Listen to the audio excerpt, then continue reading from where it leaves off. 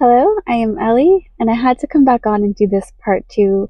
I never script my videos. I like to just flow. That way I can stay in my feminine energy. That's what feels good in my body. But this was really important, so I wanted to come back on here because when I was experiencing level 10 emotional pain from losing custody of my oldest son, I also got a really valuable gift, and pain is such an important messenger.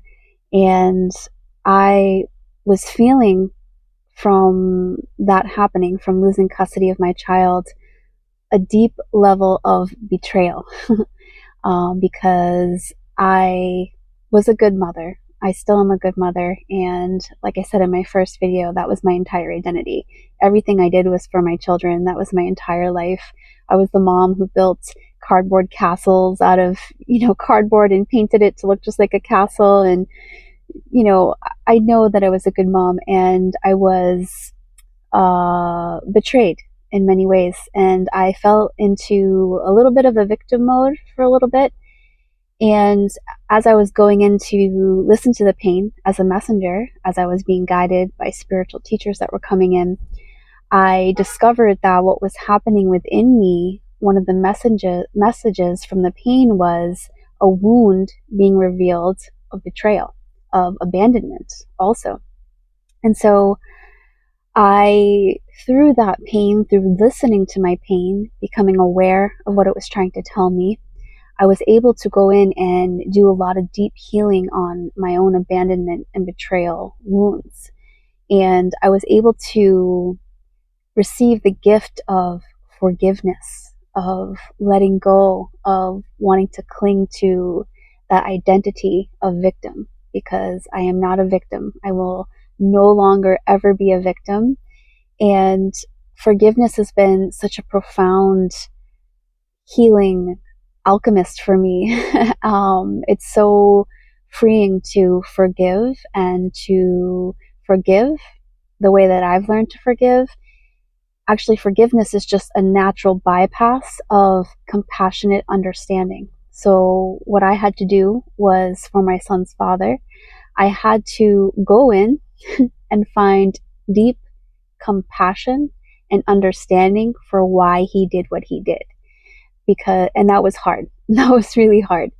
But one of the things that I got on early messages from spiritual teachers were that everyone is doing the best that they can with the level of consciousness that they have. So, in other words, with the level of awareness that they have.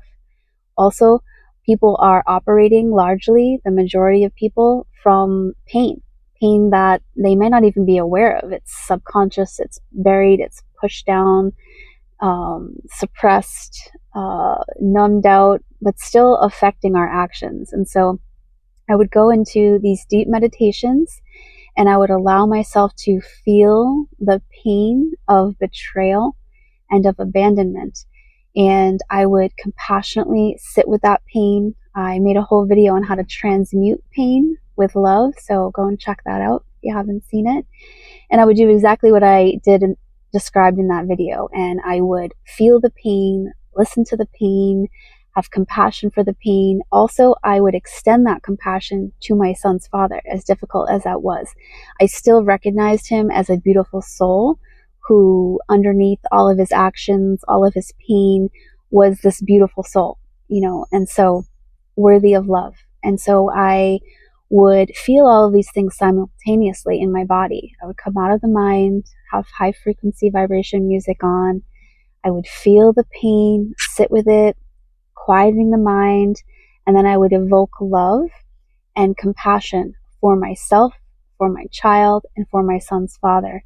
And the natural process is, through that, is forgiveness. And that freed me up. That was life-giving. And so when we forgive someone, it's not for that person. It is not. It is for us, because otherwise we walk around with chains. We walk around with this baggage that weighs us down, that will push us down into victim mode. And that's not a fun feeling. It doesn't feel good to feel that way. And actually, my oldest son's father, has been one of the greatest catalysts for me coming to stand in my power. And that's real nice. That's a real beautiful gift. And still constantly I am tested in so many ways.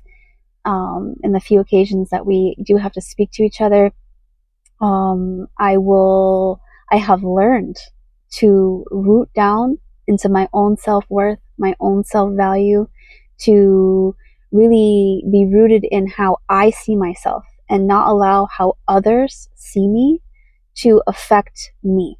I don't let that penetrate me.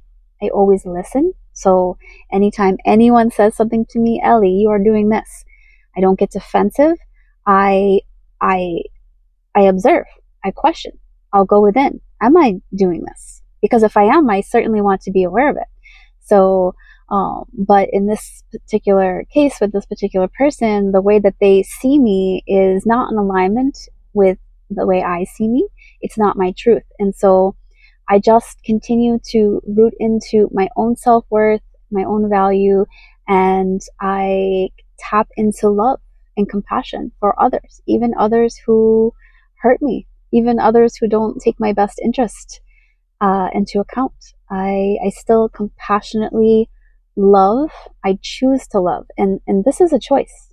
A lot of people, I hear, choosing not to do that, and that's your right. You can choose whatever you want to choose. I'm not telling you what you should do. Never, never. But there are consequences to what we do or do not do. And so when we choose to stay in victimhood, we give away our power. When we choose to let others' opinions of us penetrate us and affect us, we give away our power. When we choose not to forgive by doing the process that I was just speaking about compassionately loving and understanding why people do the things that they do, hurt people.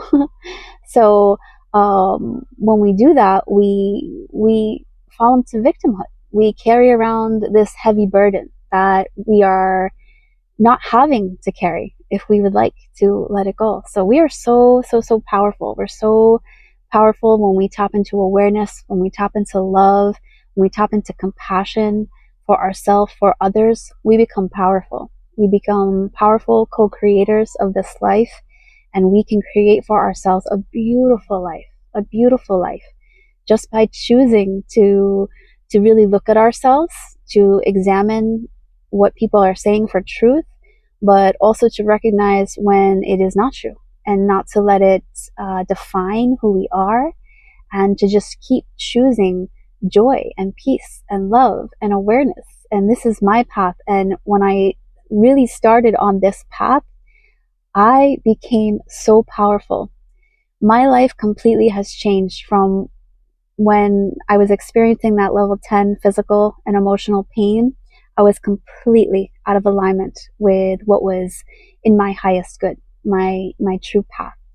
And since then, not only has my entire inner world changed through devotion to self, devotion to love, devotion to awareness, doing the inner work, being courageous enough to sit with my pain and also to evoke love simultaneously, everything fell away from me, and I have this whole new beautiful life. I have this easy access to abundance, to luxury, to joy, to comfort, to peace, and it's just so beautiful. And so this is available to every single one of us, and I wish you so much joy on your path, so much love.